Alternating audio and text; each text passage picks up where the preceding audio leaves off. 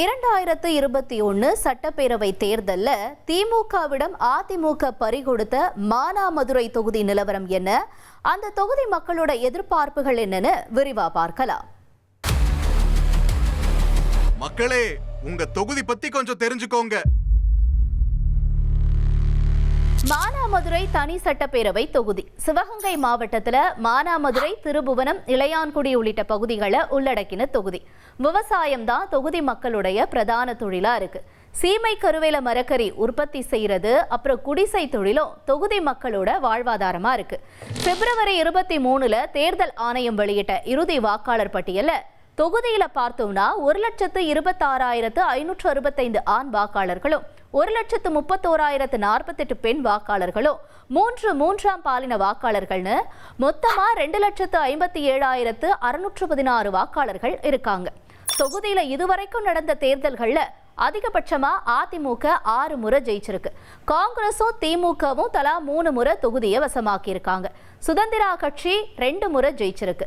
இந்திய கம்யூனிஸ்ட் கட்சியும் தமிழ் மாநில காங்கிரஸ் கட்சியும் தலா 1 முறை ஜெயிச்சிருக்கு.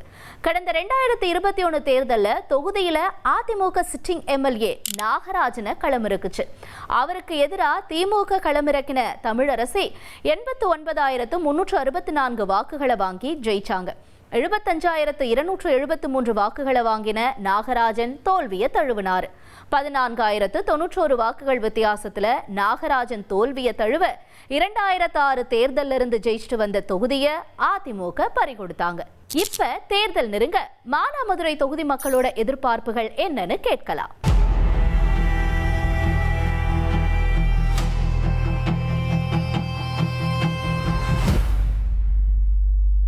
திருப்பணத்தில் பார்த்தீங்கன்னா இங்கே பேருந்து நிலையம் இல்லை. 20-30 வருஷமாக பேசுகிறாங்க, இன்னும் பேருந்து நிலையம் கொண்டு வரல. அந்த திருப்போணம் பிரதான சாலை வந்து விரிவுபடுத்தாமல் அது அப்படியே தான் இருக்குது. நெரிசலான சாலையாகவே இருக்கிறது.